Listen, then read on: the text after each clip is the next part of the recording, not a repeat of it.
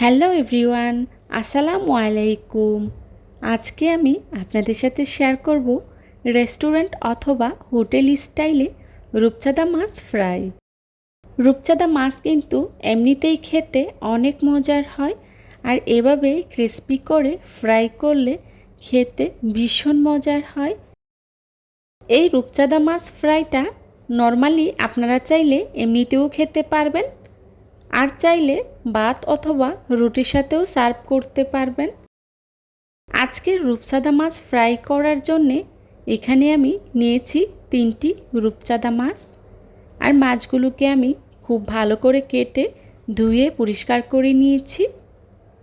এখন মাছগুলোকে আমি মাঝখান থেকে একটি ছুরির সাহায্যে এভাবেই দাগ কেটে নিচ্ছি।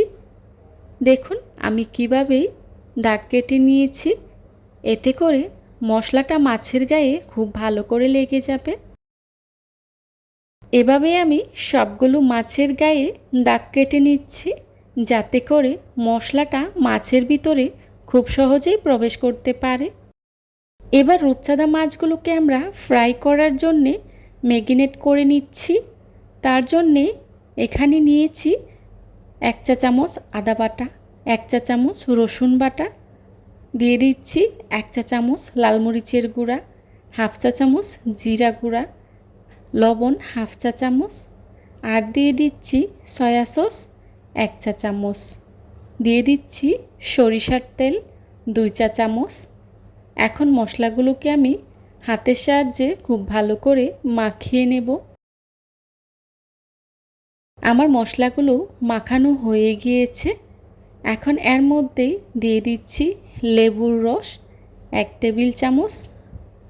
লেবুর রসটা দিয়ে আবারও আমি খুব ভালো করে মাখিয়ে নেব। মাখানো হয়ে গেলে মশলাগুলোকে আমি মাছের গায়ে লাগিয়ে নেব। বেশ কিছুক্ষণ সময় নিয়ে মশলাগুলোকে আমি খুব ভালো করে মাছের গায়ে লাগিয়ে নিচ্ছি। এই পর্যায়ে তাড়াহুড়া করলে চলবে না, খুব ভালো করে সময় নিয়ে মশলাটা মাছের গায়ে লাগিয়ে নিতে হবে, যাতে করে মশলাটা মাছের ভিতরে প্রবেশ করতে পারে। আমার মাছগুলো মাখানো হয়ে গিয়েছে। এখন মাছগুলোকে আমি 30 মিনিটের জন্য রেস্টে রেখে দেব। আপনাদের হাতের কাছে সময় থাকলে 1 ঘন্টার মতো ম্যারিনেট করে রাখতে পারবেন। ফিরে এলাম 30 মিনিট পর।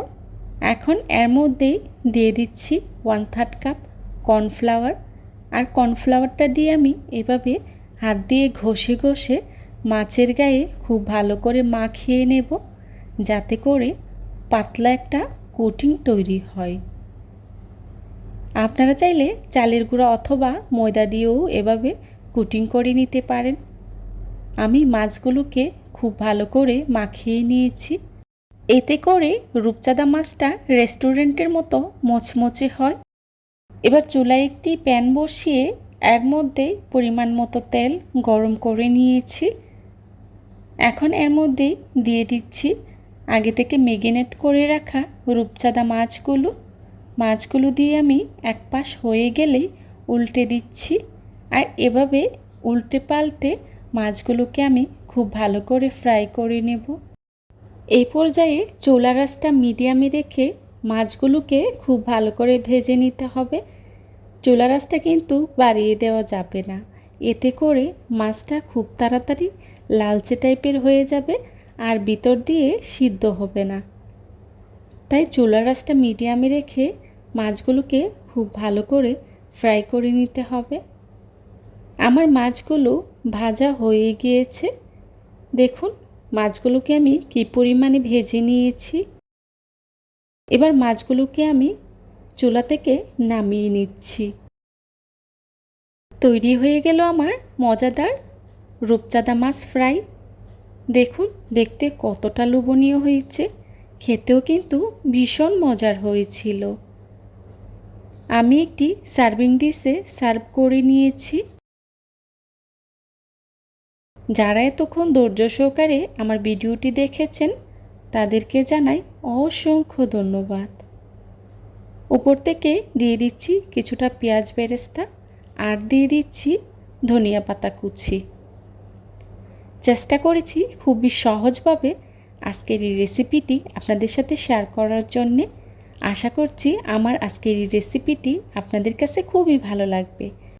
যদি ভালো লাগে তাহলে অবশ্যই লাইক, কমেন্ট, শেয়ার এবং সাবস্ক্রাইব করে পাশে থাকা বেল আইকনটি অন করে দিবেন, যাতে করে আমি ভিডিও ছাড়ার সাথে সাথেই আপনাদের কাছে নোটিফিকেশন পৌঁছে যায়।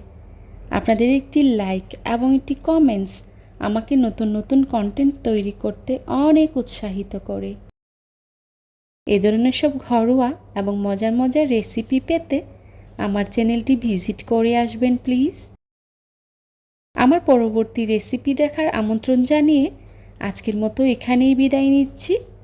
সবাই ভালো থাকবেন, সুস্থ থাকবেন। আল্লাহ হাফেজ। আসসালামু আলাইকুম।